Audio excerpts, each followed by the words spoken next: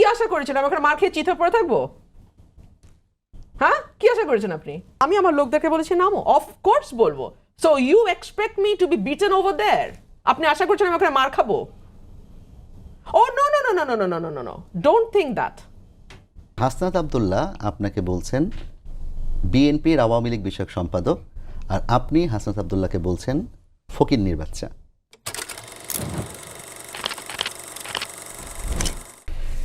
রুমিন Farhana, 3 August 2024 শহীদ মিনারে যখন এক দফার ঘোষণা হয়, সেখানে মূল বেদিতে দুপুরবেলা হাসনাত আব্দুল্লাহ সহ অন্যান্য নেতাকর্মীদের সাথে আপনার দেখা গেছে। সেই হাসনাত আব্দুল্লাহ আপনাকে বলছেন বিএনপির আওয়ামী লীগ বিষয়ক সম্পাদক, আর আপনি হাসনাত আব্দুল্লাহকে বলছেন ফকিন্নির বাচ্চা। এটি কি আসলে বাক স্বাধীনতার ফল হাসিনা পরবর্তী সময়ের, নাকি আসলে এটি আমাদের রাজনৈতিক কোন দলের ফসল? এটা আমাদের রাজনৈতিক অধপতন, আমাদের রাজনৈতিক বিকৃতি এবং আমাদের একটা পলিটিক্সটাকে একটা কুৎসিত জায়গায় নিয়ে যাওয়ার যেই অবশ্যম্ভাবী পরিণাম, এটা তাই। ধরুন আজকে যখন আমি এই স্ট্যাটাসটি দিয়েছি, তার আগে বহুদিন ধরে ক্রমাগতভাবে আমাকে এনসিপি, শিবির, জামাত, তাদের বট বাহিনী খুব বাজেভাবে আক্রমণ করেছে। গতকালকে আপনি যে ঘটনার কথা বলছেন তার একটা প্রেক্ষাপট আছে। ব্রাহ্মণবাড়িয়ার আসনের সীমানা নির্ধারণী শুনানি হচ্ছিল। সেখানে এনসিপি একটা দল হিসেবে একবারও বলে নাই উই আর রিপ্রেজেন্টিং এনসিপি। তারা তাদের পরিচয় লুকিয়েছে, 1। 2 হচ্ছে তাদের নিবন্ধন এখনো হয় নাই। সুতরাং ডিলিমিটেশনের ব্যাপারে তাদের কোনো এই মুহূর্তে তাদের আগ্রহ থাকবার কথা না, যদি থাকেও সেটা তাদের পরিষ্কারভাবে বলা উচিত ছিল। 3, যে কারণে আমার ভুল হয়েছে, আমি প্রথমে বুঝিই নাই এনসিপির। আমি ভেবেছি ব্রাহ্মণবাড়িয়া 3-এর যিনি এমপি ক্যান্ডিডেট তার লোকজন, এখানে তারও মদত আছে, আমি সেখানেও আসবো। জেলা বিএনপি সভাপতির কথা বলছেন? আমি জেলা বিএনপির সভাপতির কথা বলছি, তার ডাইরেক্ট মদত আছে, আমি সেখানেও আসবো। 3 হচ্ছে, আমি যখন, আমাকে ধরেন আপনি চেনেন না, কিন্তু আপনি তো দেখে বুঝতে পারছেন আমি একজন আইনজীবী, আমার পোশাকেই সেটা পরিষ্কার। অ্যান্ড আমি পোডিয়ামের সামনে দাঁড়িয়ে আছি, আমি রিপ্রেজেন্টিং আ কেস। আপনি কি ওই ভিডিওটা দেখেছেন যেখানে উনি উড়ে এসে আমাকে, আমার উপর ঝাঁপিয়ে পড়েছেন এবং ওনাকে দুহাত দিয়ে টেনে নির্বাচন কমিশনের লোকজন সরাতে পারছেন, ইনক্লুডিং পুলিশও তাকে পিছনে টেনে ড্র্যাগ করে নিয়ে যেতে পারছেন, উনি আবারও ফিরে আসছেন। আজকে আমি শুনলাম, বা আজকে আমি ফেসবুকে দেখলাম, তারেক সহ তার সঙ্গে তার অন্যান্য যে সহকর্মীরা কাজ করেছেন, Noor for example, Tarek for example, তারা বলছে যে উনি মানসিকভাবে সমস্যাগ্রস্ত একজন ব্যক্তি। কার কথা? আতাউল্লাহর কথা বলছেন? আতাউল্লাহর কথা বলছি। এবং ওনাকে চিনবার কোনো কারণ না। আতাউল্লাহকে কি আপনি চিনতেন গতকালের আগে? না, আমি চিনতাম, যেহেতু আমি ওদেরকে ফলো করেছি। গণমাধ্যমের কর্মী, আপনি চিনতেন, কিন্তু আতাউল্লাহকে বাংলাদেশে কেউ চেনে না। আমারও কোনো কারণ ঘটে নাই আতাউল্লাহকে চেনার। আর চিনলেও যে কেউ আমাকে যদি আঘাত করতে আসে, প্রত্যাঘাত তো আমি করবই। সো সে যখন আরেকবার গেল এবং তাকে পুলিশ সহ কেউ পিছনে আনতে পারছে না, একটা পর্যায়ে তো হট্টগোল হয়েছে। এবং আমি তখন পোডিয়ামের সামনে দাঁড়ানো, আমি কথা বলছিলাম, এবং তখন আপনি বলেছেন ধর না, এরকম একটা সাউন্ড তো শোনা গেছে বলে। ধর না, আমি আমার লোকদেরকে বলেছি নামো, অফকোর্স বলবো। So you expect me to be beaten over there? আপনি আশা করছেন আমি ওখানে মার খাবো? Oh no no no no no no no no no, don't think that, don't think that. I didn't spare Hasina, I'm not going to spare anyone. আপনি কি আশা করেছেন আমি ওখানে মার খেয়ে চিত হয়ে পড়ে থাকবো? হ্যাঁ, কি আশা করেছেন আপনি? একই সাথে তো আপনি বলেছেন যে বিএনপির জন্য আপনি 15 বছর ধরে লড়াই করেছেন। ওই জায়গায় আসেন। বিএনপির 3 আসনের যিনি প্রার্থী, যিনি এই ডিলিমিটেশনের বিপক্ষে, তিনি নিজে না পারেন কথা বলতে, আনসেন 2টা লয়ার, সেই 2টা লয়ারও ঠিক মতো রিপ্রেজেন্ট করতে পারে নাই। উনি এনসিপিকেও তার সঙ্গে ভাড়া করছেন। এখন আপনি প্রশ্ন করতে পারেন এনসিপিকে উনি ভাড়া করছে আমি জানি কি করে? এনসিপির ভাড়া খাটার হিস্ট্রি আছে। মানুষের বাসায় ঢুকে 10 লাখ টাকা চায়, 1 কোটি টাকা চায়, এগুলো তাদের হিস্ট্রি আছে 1 বছরে। সো এনসিপিকে যে টাকা দিয়ে আনা হচ্ছে এটা তো খুব পরিষ্কার, এবং ওনার লোকজনও এনসিপির ওই ছেলের সঙ্গে গিয়ে যুক্ত হয়েছে। সো এখানে একটা মিউচুয়াল সেটেলমেন্ট হয়েছে বিএনপি 3-এর ওই লোকের সাথে এনসিপির, সিম্পল। এবং আজকে আমি যে স্ট্যাটাসটা দিয়েছি, যেটার কথা আপনি বললেন, ফকিন্নির বাচ্চা ব্যাপারটা কি? It is a mindset. It doesn't mean that you are poor. You are economically weak. You are financially not stable. No, it doesn't mean that. It means আপনার চিন্তা ভাবনার মধ্যে এখনো খুব এখনো খুব নিম্ন স্তরের কিছু ব্যাপার কাজ করে। আপনি নিশ্চয়ই লক্ষ্য করেছেন হুমায়রা নূর নামের একজন নারী নেত্রী, ওদের যুগ্ম সদস্য সচিব, তিনি কি ধরনের ভাষা ব্যবহার করেছেন? ওই ধরনের ভাষা না স্লাম এরিয়াতে ব্যবহার হয়, খুব রেগুলার বেসিসে হয়। এই জন্য ওদেরকে ফকিন্নি কেউ বলে, কেউ কাছড়া বলে, কেউ বস্তি বলে, বিকজ ওরা যেই ভাষায় পলিটিক্সটা করে, ওরা যেই ভাষায় স্লোগানটা দেয়, ওরা যেই ভাষায় প্রতিপক্ষকে আক্রমণ করে, ওরা যে ভাষায় প্রতিদ্বন্দ্বীকে ফ্রেম করে, সেটা বস্তি ভাষার সঙ্গে খুব ভালো যায়। এক মিনিট, উনি যে আমাকে আওয়ামী লীগের সম্পাদক বললেন, আপনি যে ফকিন্নির বাচ্চাটা বললেন, নিচে যে আমি ছবিগুলো শেয়ার করেছি ওগুলো দেখেছেন? ওগুলো কি ইন্ডিকেট করে? কে ছিল আওয়ামী লীগের সম্পাদক? না, তারা অস্বীকার করে নাই, তারা সবসময় বলেছে যে হ্যাঁ। তো এখন ঢিলটি মারলে পাটকেলটি আপনাকে খেতে হবে, at least so far I am concerned. আপনি যেই ভাষার কথা বললেন, আমরা দেখেছি যে জুলাই আন্দোলনে যে শেখ হাসিনার বিরুদ্ধে কটূক্তির দাবিতে শিক্ষকদেরও চাকরি চলে গিয়েছে। কটূক্তি বলতে তাকে হয়তো একটা কিছু বলেছে, সেই শেখ হাসিনার বিরুদ্ধে এই যে এনসিপির যাদের কথা বললেন আপনি, এরাই এমন সব ভাষা কিংবা শব্দবন্ধনী ব্যবহার করেছে যেগুলো আপনার ভাষা ইসলামী এরিয়াতে ব্যবহৃত হয়। তাহলে কি তারা শেখ হাসিনাকে বিতরণের পর সেই ভাষার ব্যবহার থেকে ফিরে আসতে পারেনি, নাকি তাদের শেখানো ভাষার ব্যবহারটা ভুল ছিল? আপনি যদি নান্দনিক দৃষ্টিকোণ থেকে দেখেন, ডেফিনেটলি এই ধরনের ভাষার ব্যবহার চলতে পারে না। এবং ওই সময়টা ছিল একটা বিশেষ পরিস্থিতি। একটা বিশেষ পরিস্থিতিতে অনেক কিছু হয়তো আমরা সয়ে নেই। ধরুন একটা বিশেষ পরিস্থিতি, দেশে যখন জরুরি অবস্থা জারি করা হয়, আমাদের হিউম্যান রাইটস সাসপেন্ডেড হয়ে যায়, আমরা এটা ফর দ্য টাইম বিং মেনে নেই। শেখ হাসিনার বিরুদ্ধে যেই তীব্র গণ আন্দোলন তৈরি হয়েছিল, সেটার পেছনে শেখ হাসিনার প্রতি তীব্র ঘৃণাও কাজ করেছে। স্পেশালি যখন রিয়া গোপের মতন ছোট ছোট বাচ্চারা সরাসরি পুলিশের গুলিতে নিহত হয়েছে, যখন হেলিকপ্টার থেকে ওপেন ফায়ার করা হয়েছে, যখন পয়েন্ট ব্ল্যাঙ্ক গুলি করেছে পুলিশ, মানুষের মধ্যে তীব্র ঘৃণা তৈরি হয়েছে।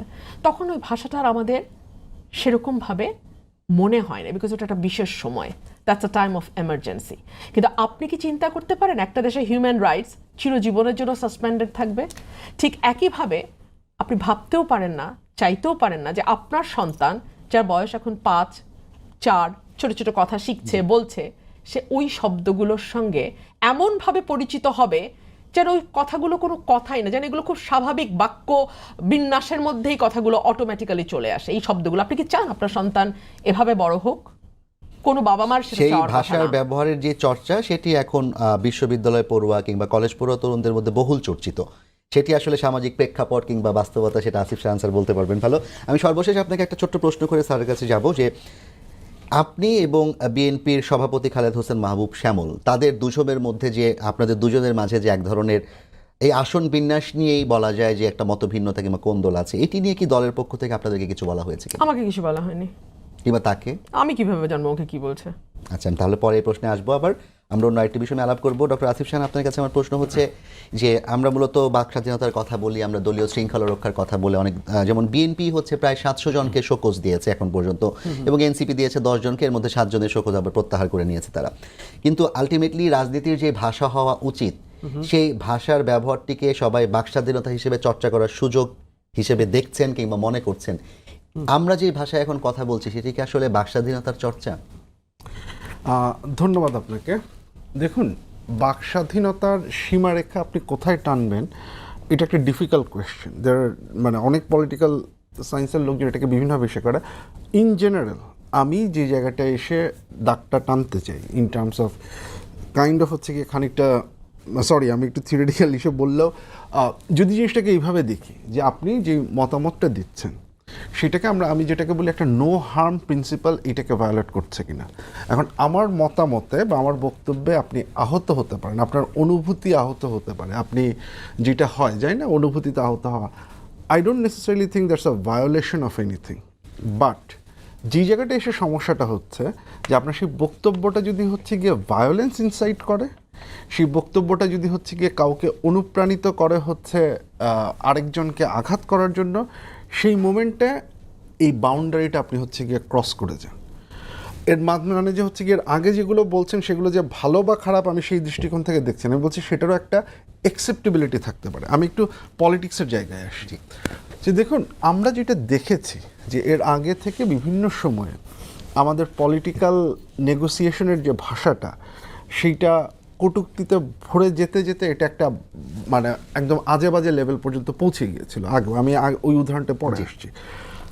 আগস্ট 5 পরবর্তীতে আপনি যদি মনে থাকে প্রথম 2, 3, 4, 5 মাস, 4-5 মাসও হয়, তখন আলাপ আলোচনাগুলো অনেক বেশি সোবার এই অর্থে ছিল যে আপনি সরাসরি অ্যাটাক করতে হলেও দেয়ার আর সাম বেসিক প্রিন্সিপাল, এগুলোকে আপনি মেনটেন করতেন। একটা সহনশীলতার ব্যাপার ছিল। অনেক ক্ষেত্রে হচ্ছে কি আপনি আপনার সাথে একমত করি না, এই জায়গায় করি না, সেই জায়গাগুলোতে হচ্ছে কি আলাপ আলোচনা ছিল। আমরা একটা কথা বলি যে পলিটিক্সটা এই যে ভায়োলেন্স পর্যন্ত যায় না কথাটা, এইটার একটা ধাপ আছে, এটা কতগুলো ধাপ অতিক্রম করে যেতে হয়। এর মধ্যে প্রথম ধাপটা হচ্ছে আপনি যখন এই সহনশীলতার জায়গা থেকে আপনি যখন ইনসাল্ট করা শুরু করবেন, আপনি যখন অপমান করা শুরু করবেন। এই অপমান করাটা কি, আপনি হচ্ছে গিয়ে কাউকে কোনো একটা নাম দিচ্ছেন, সেই নামটা যে কোনো হচ্ছে গিয়ে আওয়ামী লীগের দালালও হতে পারে, বা আপনি যে এই যে ফকিন্নির বাচ্চা যেটা বললেন সেটাও হতে পারে। That's the beginning of the insult. Second লেভেলে এসে আপনি অ্যাকুইজ করা শুরু করেন, আপনি কনস্পিরেসি থিওরি, যে অমুক ভারতের দালাল, অমুক রয়ের এজেন্ট, এই টাইপের কথাগুলো যখন বলছেন, তখন কিন্তু আপনি একটা ধাপ ক্রস করে সেকেন্ড ধাপে চলে গেছেন। তখন কিন্তু আর আপনার শুধু ইনসাল্টের জায়গায় নেই, আপনি অ্যাকুইজেশনে আসছেন, এবং সেই অ্যাকুইজেশনে এসে তখন কিন্তু এইটাকে আপনি আর প্রমাণ করার দায়িত্ব নিচ্ছেন না, আপনি জাস্ট কারণ নামে এটাকে ছেড়ে দিচ্ছেন যে উনি আওয়ামী লীগের দালাল বা উনি সেটা এখন তার দায়িত্ব পড়ে যাচ্ছে এটা ডিফেন্ড করার, যে আমি আসলে আওয়ামী লীগের দালাল না, জাস্ট এই বক্তব্যটা দেওয়াটাই। এখানে এসে আপনি হচ্ছে গিয়ে এখন আপনি আস্তে আস্তে ন্যাস্টিনেসটা বাড়তে থাকছে। এই পর্যন্ত জিনিসটা তাও খানিকটা অ্যাকসেপ্টেবল। জি। নেক্সট ধাপ যেটা, যখন হচ্ছে আপনি থ্রেড দেওয়া শুরু করেন, আমরা যেটা বলি বেল্টার, আপনার বক্তব্যের মাধ্যমে থ্রেড দেওয়া শুরু করেন, আমি আপনাকে মেরে ফেলবো, এর চেয়েও ভয়ঙ্কর কিছু আপনার জন্য অপেক্ষা করছে, এই ধরনের বক্তব্যগুলো যখন আপনি যাচ্ছেন, তখন কিন্তু আর জিনিসটা শুধুমাত্র বক্তব্য অপমানের জায়গায়ও থাকছে না, কনস্পিরেসি থিওরিও জায়গায় থাকছে না, তখন আপনি থ্রেড দিচ্ছেন। আপনার যদি মনে থাকে ওই যে জুলাইয়ের সময় ওবায়দুল কাদের যখন বলছিলেন যে এটাকে সামলানোর জন্য আমার ছাত্রলীগই যথেষ্ট, এটা হচ্ছে ভেইল থ্রেট। আপনি ওই জায়গায় যাচ্ছেন। আপনি যখন বলছেন যে অমুক হচ্ছে ইঁদুর বা অমুক হচ্ছে কোনো একটা পশু পাখি, আপনি যখন এমন একটা পশু পাখির সাথে তুলনা করছেন যাকে সাধারণভাবে মানুষজন মেরে ফেলতে পারে, একটা আরশোলাকে মেরে ফেলা ইজ অ্যাকসেপ্টেবল, আপনি কিন্তু তখন ভেইল থ্রেটে চলে যাচ্ছেন। আপনি যখন বলছেন অমুক হচ্ছে ক্যান্সারের মতো, ক্যান্সারকে আপনার ট্রিট করার জন্য ফেলে দিতে হয়, তাহলে আপনি ওই লেভেলটা হচ্ছে গিয়ে এইখান থেকে হচ্ছে জিনিসপত্র বাজে হওয়া শুরু করছে। তারপরের জায়গাটা হচ্ছে ইনসাইটমেন্ট, তখন হচ্ছে আপনি সরাসরি মারার হুমকি দিচ্ছেন, এবং ইনসাইটমেন্টের পরের জায়গাটা হচ্ছে ফিজিক্যাল ভায়োলেন্স। যখন আপনি কাউকে কালচারাল ফ্যাসিস্ট ঘোষণা করে জুতা মারতে যাচ্ছেন, সেটা হচ্ছে ইনসাইটমেন্ট। আপনি বাকিদেরকে আমন্ত্রণ জানাচ্ছেন ওকে মারো, এটাকে ফলো করে কেউ যখন যাচ্ছে, তখন কিন্তু সেটা অ্যাকচুয়াল ভায়োলেন্সে চলে যাচ্ছে। এখন আপনি দেখুন, এই যে ধাপগুলো বললাম, অনেকগুলো জায়গায় আমরা প্রথম 2টা ধাপ প্রায় ক্রস করে ফেলেছি। মিনিমাম অ্যাকসেপ্ট, আপনি যেটা বলছিলেন যে বাক স্বাধীনতার যে মাত্রাটা আমি বেঁধে দিলাম, সেই মাত্রাটা আপনি অলরেডি ক্রস করে ফেলেছেন। আপনি এখন ওই যেটা বলছিলাম যে ভেইল থ্রেটে আপনি চলে গেছেন। আপনি যখন বলছেন যে আরও অনেক কিছু করব, আপনি যখন বলছেন যে মেরে ফেলবো, এই করব, আপনি এই জায়গাটা আর বাক স্বাধীনতার জায়গায় থাকছে না। এই জায়গাটা চলে যাচ্ছে ওই যেটা বললাম যে নো হার্ম প্রিন্সিপাল, আপনি ক্ষতি করার হুমকি দিচ্ছেন। সেই মোমেন্টে এসে তখন কিন্তু এটাকে বাক স্বাধীনতার বদলাতে এটা ইসে করা যায় না। আজকে যেমন ওই যে ফজলুর রহমান সাহেবের ইসেতে ওনার বাসার সামনে যে যখন বলা হচ্ছে যে ওনার এগেনস্টে এই কাজগুলো করা হবে, সেইটা কিন্তু আর ইনসাল্টেও নাই, সেটা কিন্তু আর ভেইল থ্রেটও, সেটা কিন্তু হচ্ছে কি আর তারা যখন ফজলুর রহমান সাহেবও যখন নাকি বিভিন্ন টক শোতে বলেন, অনেকটা মানে গালাগালির পর্যায়ে তিনি বলেন যে তাদের গলা টিপে মেরে ফেলতে হবে, সেটা আসলে কোন স্টেজে? সেটাও ভেইল থ্রেটে পড়ে। এখন এখানে দুটো, এক হচ্ছে যে উনি যেমন একটা যে খুব পরিষ্কার, উনি যেগুলো বলছেন সেটাকে সমর্থন করার অনেক ক্ষেত্রেই কিছু নেই, আপনি যখন কালো শক্তি বা এটা বলেন, বাট ইস্যুটা হচ্ছে আপনি এটাকে ডিল করছেন কিভাবে। কোনো একটা স্টেটমেন্ট যেটা পলিটিক্যাল স্টেটমেন্ট, সেটাকে আপনি পলিটিক্যালি ডিল করবেন। সেটার জন্য হচ্ছে গিয়ে আপনি মানববন্ধন করতে পারেন, আন্দোলন করতে পারেন, সেটা আপনি করতে পারেন, সেই পর্যন্ত আপনি করতে পারেন। কিন্তু যখন হচ্ছে গিয়ে এটাকে আপনি একটা সার্টেন লেভেল পার করে ফেলছেন, সেই মোমেন্টে কিন্তু এটা হচ্ছে আর অ্যাকসেপ্টেবল লেভেলে নেই। উনিও যখন বলছেন এই কথাটা, আমি যেটা বললাম, উনিও কিন্তু ভেইল থ্রেট, উনিও লাইনটা ক্রস করে ফেলছেন। মানে আমি যেহেতু, আমার কাছে দুর্ভাগ্যের ব্যাপারটা হচ্ছে এইটা, যে আমি রাজনৈতিক দলগুলো কারো কাছ থেকেই এই যে একটা ক্ষতির ব্যাপার হয়ে যাচ্ছে, আপনি এই পলিটিক্সের ন্যাশনালিস্টটাকে বাড়াতে বাড়াতে এমন একটা জায়গায় চলে যাচ্ছেন, এবং এমন একটা সময়ে যাচ্ছেন যখন আমরা নির্বাচন নিয়ে কথা বলছি, এখন সেই নির্বাচন নিয়েও হচ্ছে গিয়ে সংশয়ের ব্যাপার চলে আসছে, জুলাই সনদের কি হবে সেটা নিয়ে আসছে। আপনার এই ন্যাশনালিস্টটা যত বাড়বে তত কিন্তু ওই যে আমরা যেটা আশা করছি যে একটা কনসেনসাসের জায়গায় পৌঁছানো বা সেই জায়গাটার একটা সেটা সম্ভাবনা কমছে। আমার দুঃখটা হচ্ছে এইটাই যে দুটো বা তিনটা যে রাজনৈতিক দলগুলো হোক, তারা আসলে এই যে ব্যাপারটা ঘটছে এটা আসলে ওনারা কতটুকু রিয়েলাইজ করছেন এবং এটার কনসিকোয়েন্সটা কোথায় যেয়ে দাঁড়াচ্ছে এটা ওনারা রিয়েলাইজ করছেন। আমি ছোট্ট করে দুটো প্রশ্ন করি আপনাকে। প্রথমত হচ্ছে বিএনপি চেয়ারপারসনের উপদেষ্টা ফজলুর রহমান সাহেব, তাকে বিএনপি শোকজ নোটিশ দিয়েছে এবং তার ক্রমাগত কুরুচিপূর্ণ বক্তব্য কোট আনকোট যে জুলাই গণ অভ্যুত্থানকে কেন্দ্র করে এর প্রেক্ষিতে তাকে শোকজ নোটিশ দিয়েছে। বিএনপির আরেকজন উপদেষ্টা চেয়ারপারসন হাবিবুর রহমান সম্ভবত, উনি বলেছিলেন ধানের শীষের বাইরে যারা ভোট দিবে তাদের মানে দা বটি যা আছে সেগুলো নিয়ে জিহ্বা কেটে দিতে হবে, হাত কেটে দিতে হবে, এরকম কিছু একটা। তার ব্যাপারে বিএনপি কোনো পদক্ষেপ নেয়নি, এক নম্বর প্রশ্ন। দুই নম্বর প্রশ্ন হচ্ছে গতকাল রুমিন ফারহানার সাথে যে ঘটনাটি ঘটেছে সেটিকে কেন্দ্র করে এনসিপির বেশ কয়েকজন নেতা এবং আমি কয়েকজন সম্ভবত জামায়াতকে কাউকে দেখেছি যে তারা বলেছেন এটি হচ্ছে এই সরকারের অধীনে নির্বাচন হলে কি হতে পারে তার একটা ড্রেস রিহার্সেল, এই সরকারের অধীনে নির্বাচন করা যাবে না। এবং এর প্রেক্ষিতে আমি আরেকজনের বক্তব্য দেখলাম, তাদের একজন শীর্ষ নেতার একটা সাক্ষাৎকারে তিনি বলেছেন যে পরিস্থিতি যেদিকে যাচ্ছে ফেব্রুয়ারিতে নির্বাচন নাও হতে পারে। প্রথম প্রশ্নে বিএনপি কেন একজনকে শোকজ দিল আরেকজনকে শোকজ দিল না? দ্বিতীয় প্রশ্ন আপনার নির্বাচনের ইস্যু ঘিরে যে আসলেই কি নির্বাচন হুমকির মুখে পড়ছে কিনা, কিংবা বিএনপির যে আচরণকে তারা দেখছে ড্রেস রিহার্সেল হিসেবে সেটি আসলে ড্রেস রিহার্সেল কিনা? আচ্ছা, প্রথম প্রশ্নের উত্তর আমার তো ধারণা এটা বিএনপি ভালো দিতে পারবে, তারা সিলেক্টিভ ইস্যুতে গেল কিনা আমি ঠিক জানি না যে এটা কি কারণে হয়েছে।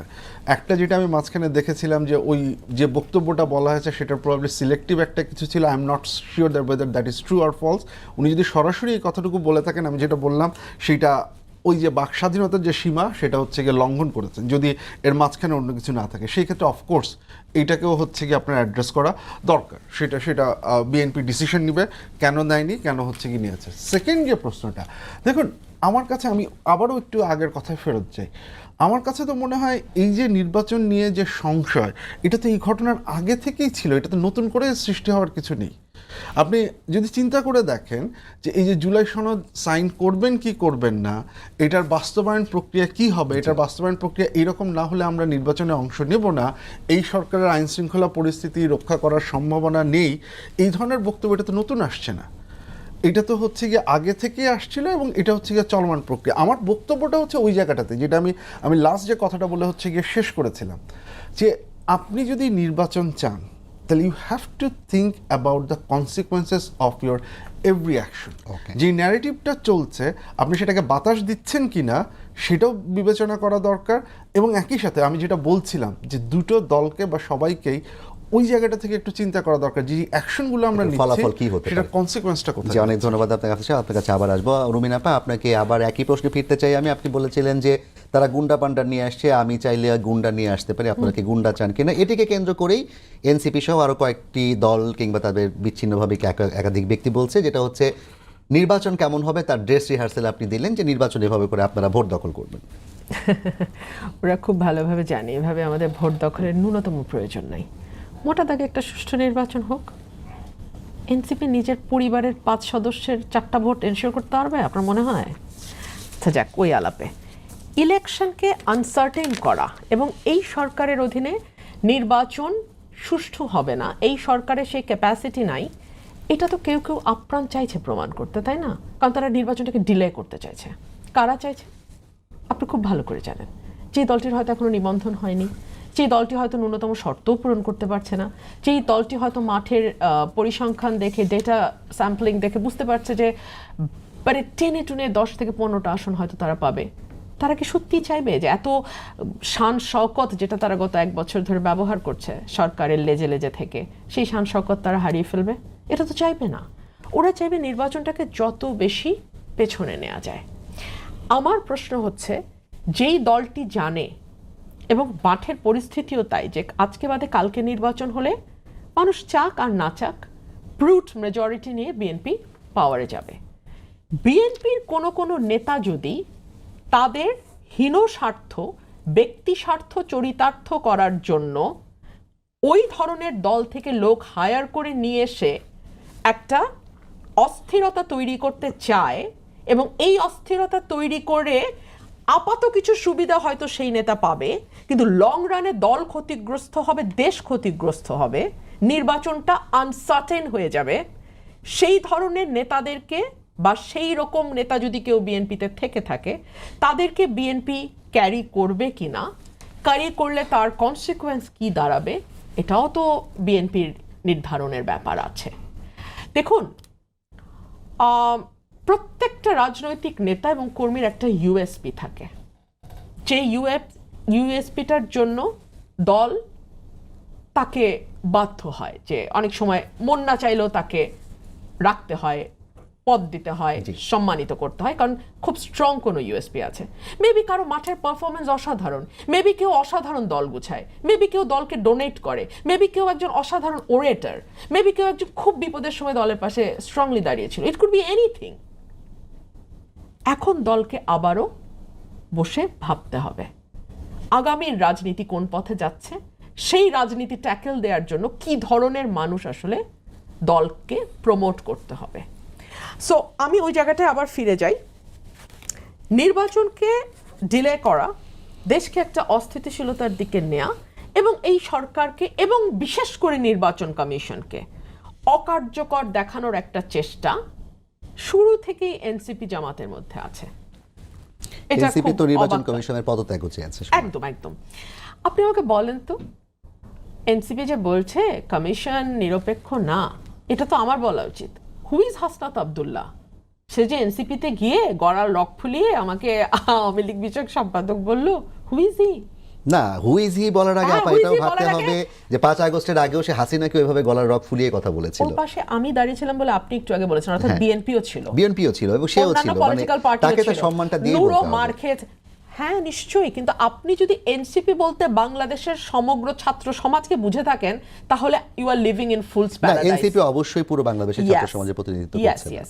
যারা হারুনের হোটেলে বসে ভাত খাচ্ছিল, তখন একটা বিরাট অংশের ছাত্র সমাজ পথে নেমে এসেছিল, একটা বিরাট অংশের ছাত্র সমাজ। যখন হলগুলো, সরকারি বিশ্ববিদ্যালয়ের হলগুলো বন্ধ হয়ে গিয়েছিল, তখন বেসরকারি বিশ্ববিদ্যালয়, গয়েশ্বরচন্দ্র রায়ও তো হারুনের হোটেলে ভাত খেয়েছেন। দেখুন, গয়েশ্বরচন্দ্র রায় যখন খেয়েছেন সেটা 36 দিন নয়, 36 দিন নয়। পলিটিক্যাল লিডাররা তো কারাগারে গেছেন, যাওয়ার পথে ডিবির হারুন তাদেরকে আপ্যায়ন করেছে, তারপরে তারা কারাগারে গেছেন। 36 দিনের ঘটনা is very unique, very significant. আপনি এখন মানে একটার সঙ্গে একটা গায়ের জোরে তুলনা করতে চাইলে করতে পারেন, বাট যায় না। তো আপনি যদি এনসিপির ফ্রেমিংয়ে, এনসিপির চেহারার মধ্যে বাংলাদেশের সকল ছাত্র সমাজকে দেখেন, you are living in fool's paradise. আপনি কি ভুলে যাবেন ওই সব ছাত্র যারা প্রাইভেট বিশ্ববিদ্যালয় থেকে পথে নেমে এসেছিল যখন ঢাকা বিশ্ববিদ্যালয় সহ অন্যান্য সরকারি বিশ্ববিদ্যালয় হলগুলো বন্ধ হয়ে এবং তারাই আন্দোলনটাকে লিড দিয়েছে? ইয়েস, তাদের একজনকেও কি আপনি এনসিপিতে দেখতে পাচ্ছেন? আমি পাচ্ছি না, মেবি ইটস আমার ফেলিয়ার, আমি তাদেরকে দেখতে পাচ্ছি না। আছেন কয়েকজন ইনসিগনিফিকেন্ট, ভেরি ইনসিগনিফিকেন্ট, তাই না? তাহলে সিগনিফিকেন্ট কারা? তারা কোন মতাদর্শের? তারা কোন রাজনীতি করতে চান? তারা কোন রাজনীতি প্রচার করছেন? তারা অতীতে কোন রাজনীতি করেছেন? তারা কোন লেবাস ধরে এত বছর মাঠে টিকে থেকে আবার কোন লেবাসে এখন সামনে এসছেন? আমার তো ভাই লেবাস একটাই, আমি আওয়ামী লীগের বিরুদ্ধে তখনও ছিলাম, এখনো আমি সত্য বলি, সেটা আমার দলের পক্ষে গেলেও বলি, বিপক্ষে গেলেও বলি। আমার তো লেবাস একটাই, কিন্তু আওয়ামী লীগ হয়ে মেশিনে ঢুকে এনসিপি হয়ে বের হয়ে যাওয়া, এ আবার কি জিনিস? আমরা তো এটা জামাতকে বলতাম, মাঝে মধ্যে আওয়ামী লীগকে বলতাম রাজাকার একদিক দিয়ে ঢুকান, আরেক দিক দিয়ে দেখি মুক্তিযোদ্ধা বের হয়ে যাচ্ছে। মানে আওয়ামী লীগ হচ্ছে সেই ক্লিনিং মেশিনটা, যে রাজাকার ক্লিনিং মেশিনের মধ্যে যায়, তারপরে ক্লিন হয়ে মুক্তিযোদ্ধা। আপনি 15 বছরের কথা বলছিলেন, আপনি কিংবা অ্যাডভোকেট ফজলুর রহমানকেও এখন অনেক বক্তব্য আছে এবং টকশোতে আমরা আসলে এই মানুষগুলোকেই দেখেছি। বিএনপি থেকে খুব বেশি মানুষ তখন কথা বলার সুযোগও পান নাই, সাহসও পান নাই, দুটোই আছে। অ্যাডভোকেট ফজলুর রহমান তার ধারাবাহিক যে বক্তব্য জামায়াত এবং হচ্ছে 71 নিয়ে এবং একই সাথে 71-এর পক্ষে, সেই বক্তব্যের প্রেক্ষিতে বিএনপি তাকে শোকজ লেটার দিয়েছে এবং শোকজ লেটারে 24 ঘন্টার মধ্যে জবাব দিতে বলা হয়েছে। তিনি একটা বক্তব্য দিয়েছেন যে তিনি আমৃত্যু এই কাজ করে যাবেন, অর্থাৎ ৭১-এর পক্ষে এবং জামায়াত শিবিরের বিরুদ্ধে কথা বলে যাবেন, 1 নম্বর। 2 নম্বর, তিনি বলেছেন যে তারা তাকে হত্যা করতে চায়, তাকে কি আসলে অপমৃত্যুর দিকে ঠেলে দিতে চায় কি না। এই প্রেক্ষিতে দল কি তাকে সঠিকভাবেই শোকজ দিল বলে মনে করছেন? দেখুন, এটা আমি বিচার করবার কেউ নই। ফজলু ভাই তার পলিটিক্যাল ইডিওলজি, তার পলিটিক্যাল অবস্থান, ডেফিনেটলি উনি ওনার মতন করে ভেবেছেন, উনি ওনার মতন করে বলেছেন, ওনার যুদ্ধ উনি করেছেন। দল যেটাকে মনে করেছে শোকজ, মানে জানতে, শোকজ মানেটা কি, কারণ জানতে চাও যে আপনি এটাকে কালো কালো শক্তির বলেছিলেন বোধহয় উনি 5ই অগস্ট, কালো শক্তির হাত, কালো শক্তির হাত কেন বলেছে এটা ব্যাখ্যা করতে বলেছে। তো উনি ব্যাখ্যা করলে হয়ে গেল। এটাকে এত ফুলিয়ে ফাঁপিয়ে এটার জন্য মব তৈরি করা, ওনাকে হত্যার হুমকি দেওয়া, অশালীন সব কথা লিখে ওনার বাসার নিচে বসে যাওয়া, আপনি দেখেননি এগুলো? আপনি ফকিন্নির ছেলে দেখেছেন, আপনি ওগুলো দেখেননি? অবশ্যই দেখেছি। ওগুলো পড়ার মতো না। আপনি ফকিন্নির ছেলেটা বলতে পারছেন, দাঁড়ান আমি শেষ করি। আপনি ফকিন্নির ছেলেটা বলতে পারছেন কারণ ওটা উচ্চারণযোগ্য। না না, 1 2 3 4 ফজর গ্রেফতার এরকম লেখা আছে। না না না, আপনি সঠিক কথা বলছেন না। একটা প্ল্যাকার্ড এরকম আছে। আরেকটা তো আপনি বললেন বলার মতো না। হ্যাঁ, তো তাহলে আপনিই তাহলে স্বীকার করছেন যে বলার মতো না। আমার মুখ দিয়ে অন্তত বলার মতো। আপনার মুখ দিয়ে, এক্স্যাক্টলি সেটাই, সেই প্রশ্নটাই আমি আগের সেগমেন্টে করেছিলাম। আপনি কি চান আপনার সন্তান এই ধরনের শব্দের সঙ্গে এত বেশি পরিচিত হয়ে যাক, এত সহজ হয়ে যাক তার কাছে শব্দগুলো, বাক্যগুলো, যে অবিকল ওই ভাষায় সে কথা বলবে? তখন কিন্তু আপনি কোনো জবাব দেননি। এখন দেখেন আপনি স্বীকার করলেন যেটা বলা যায় না। যতই নতুন জেনারেশন আসুক, যাচ্ছে তাই বলা যায় না। আমরা আদিম সমাজের দিকে যাচ্ছি না। জি আপা, আপনাকে ধন্যবাদ। স্যার, আপনার কাছে একটা প্রশ্ন করতে চাই। আমরা জেমস পি স্কটের থিওরিটা জানি, উইপন্স অফ দ্য উইক, অর্থাৎ দুর্বলের অস্ত্র হচ্ছে গালাগালি, কিংবা হচ্ছে পেছন থেকে আঘাত করা, কিংবা হচ্ছে তাকে নানাভাবে উত্ত্যক্ত করা। এখন যেই ঘটনাগুলো ঘটছে, আমরা যেই মানুষগুলো আজকে অ্যাডভোকেট ফজলুর রহমানের বাসার সামনে বসেছিলেন, তারা 10-15 জন ছিলেন, তার মানে তারা তুলনামূলকভাবে দুর্বল। তারপর রুমিন ফারহানার সাথে যারা সেখানে বাদানুবাদ করছেন, তাদের সংখ্যাও কম, তারা তুলনামূলকভাবে দুর্বল। এই যে আমরা স্ল্যাংগুলো দেখছি কিংবা ভাষার ব্যবহারগুলো দেখছি, এগুলোকে কি আমরা উইপন্স অফ দ্য উইক হিসেবে দেখবো, নাকি এগুলো আসলে রাজনৈতিক চর্চার একটা বাজে চর্চা হিসেবে? না, আমি এটাকে উইপন্স অফ দ্য উইক হিসেবে দেখি না। আমি জিনিসটাকে দেখি অন্যভাবে। এই কথাটা অনেকেরই পছন্দ হবে না, বাট আমার মনে হয় এই কথাটা বলা দরকার। যেটা হচ্ছে যে আমরা বেসিক্যালি আমরা সবসময় একটা কথা বলে এসেছি যে বাংলাদেশের পলিটিক্স বলেন, বাংলাদেশের একাডেমিয়া বলেন, এটা একটা এলিট ডোমিনেটেড জায়গা। যে সিভিল সোসাইটির যেটা আমরা দেখি সেটা হচ্ছে একটা এলিট, এবং এই এলিটটা পরস্পরের সাথে সম্পর্কযুক্ত। এইখানে যে সার্কুলেশন অফ এলিট যেটা হয় সেটা হচ্ছে গিয়ে ওই এলিট ক্লাসের ভেতরেই হচ্ছে গিয়ে এই সার্কুলেশনটা হয়ে গেছে, যার ফলে সবাই সবাইকে চেনেন, সবাই সবাইকে নিয়ে হচ্ছে গিয়ে কাজ করেছেন। যেটা হয়েছে আগস্টের 5, আমরা যারা করেছেন তাদেরকে আপনি যেভাবে ইচ্ছা সেভাবে চিন্তা করুন না কেন, কিছু যায় আসে না।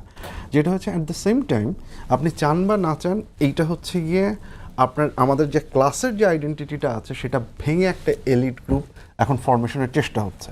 সেইটা অনেস্টলি স্পিকিং সেটা অনেককেই এক ধরনের শঙ্কার মধ্যে ফেলে দেবে নিজেদের পজিশনগুলোকে।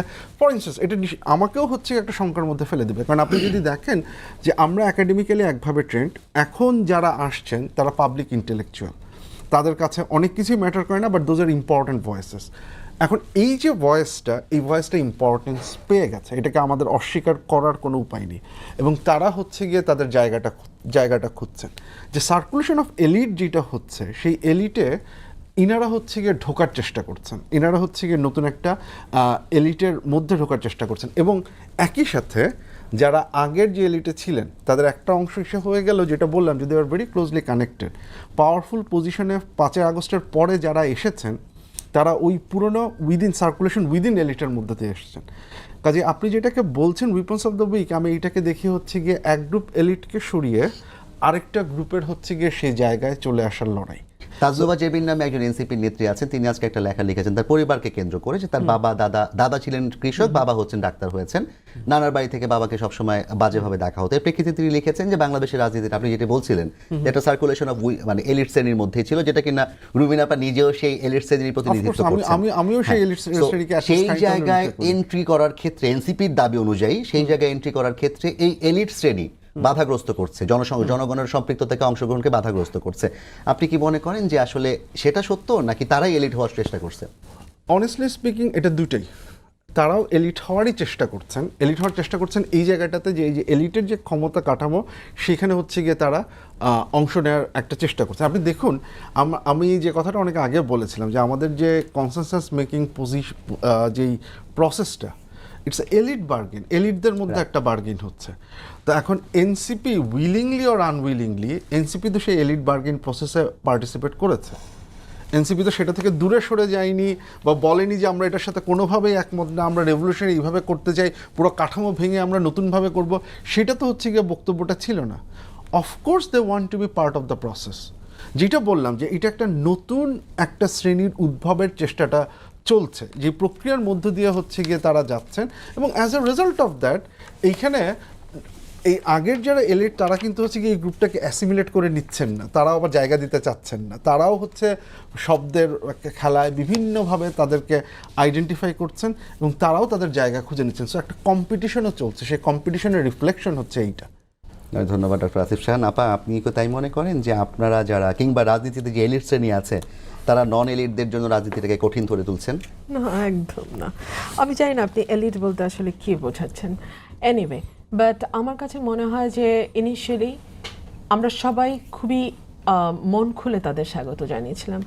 আমি নিজে তাদের সঙ্গে মিশে গিয়ে দাঁড়িয়েছিলাম, একটা দুটো না, মানে 2 তারিখ থেকে ধারাবাহিকভাবে আমি রাস্তায় ছিলাম। আমার বাসা ভাঙচুর হয়েছে, আপনি সবই জানেন।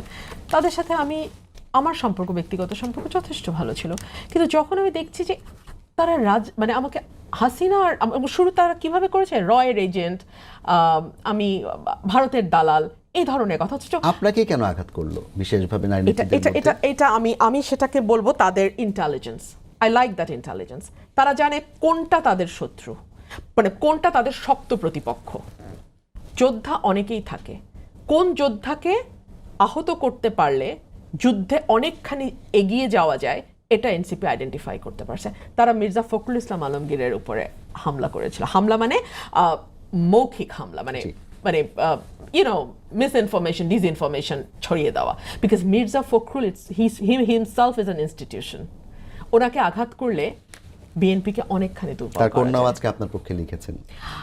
ওয়েল, শামাপা আমার বড় বোনের মতন। হ্যাঁ, রাজনীতির বাইরেও শামাপা আমার নিজের বড় বোনের মতন। উনি ওই জায়গা থেকেই লিখেছেন। এখানে আমি জাস্ট একটা, আচ্ছা সরি আপনি বললেন না, ওইটাই আমি বলছিলাম যে আমরা আসলে সকলেই হোলহার্টেড, কিন্তু আমি এই জায়গাটাতে ওদের স্মার্টনেসের প্রশংসা করি। আমি একদম খোলা মনে প্রশংসা করছি যে ওরা ওদের শত্রু আইডেন্টিফাই করতে পারে, যে কাকে কাকে আঘাত করলে বিএনপির যে একটা সেকুলার আইডেন্টিটি আছে, বিএনপির যে একটা মুক্তিযুদ্ধের পক্ষের আইডেন্টিটি আছে, বিএনপির যে একটা দুর্নীতি বিরোধী আইডেন্টিটি আছে, বিএনপি যে একটা simple living, plain living, high thinking identity আছে, আমাকে বা মির্জা ফখরুলকে আক্রমণ করলে ওই জায়গাগুলো ভেঙে যায়। সো ওরা খুব রাইটলি আইডেন্টিফাই করতে পেরেছে কারা ওদের শত্রু, ভবিষ্যতে বয়ান তৈরিতে কারা বাধার সৃষ্টি করবে। সো দে identified absolutely correctly. অনেক ধন্যবাদ রুমিন ফারহানা আপা আপনাকে। ডক্টর আসিফ শাহান, যদি আপনি শেষ করেন। হ্যাঁ, আমি শেষ করছি। আমি এই জায়গাটা আমার আগের সেটা মানে maybe NCP would love that, but এই জায়গাটা এসে I will say something that will probably echo Rumin আপা যেটা বলছেন। দেখুন, ওয়ান অফ দ্য রিজন, আমি যে এলিটের ইস্যু বলছিলাম, যে ওয়ান অফ দ্য রিজন এই এলিটটা কনসার্ন হয়েছে শুধু যে রুমিন আপার উপর অ্যাটাক বা এই ধরনের ইস্যু না। আমি ওই জিনিসটা মনে করি যে এনসিপি যেই পজিশনটা নিয়েছে, whenever there were violation of rights, সেই রাইটসটা উইমেনের কোয়েশ্চেনে যখন এসেছে, যখন হচ্ছে গিয়ে মাইনরিটির কোয়েশ্চেনে এসেছে, NCP did not necessarily take a strong stance. Either তারা পপুলিস্ট যে মোশন ছিল সেই পপুলিস্ট নোশনের সাথেই হচ্ছে গিয়ে তারা গা ভাসিয়েছে, অথবা decided to keep there mouth শাট, অথবা এক একজন পলিটিক্যাল লিডার এক এক রকম কথা বলছে সো দ্যাট দে ক্যান, মানে দুই নৌকাতেই হচ্ছে গিয়ে পা রাখা যায়। As a result of that, যারা এই লিবারাল পলিটিক্যাল অর্ডারের যারা এসেছিলেন ওই থেকে, they got very afraid of that, মানে তাদের ওইটা থেকে। সো ওই টেনশনটা তৈরি করার রেসপন্সিবিলিটি এনসিপি যখন এলিফাইড দিচ্ছে সেটা ঠিক, ওই টেনশনটা তৈরি করার রেসপন্সিবিলিটি এনসিপিকে নিতে হবে।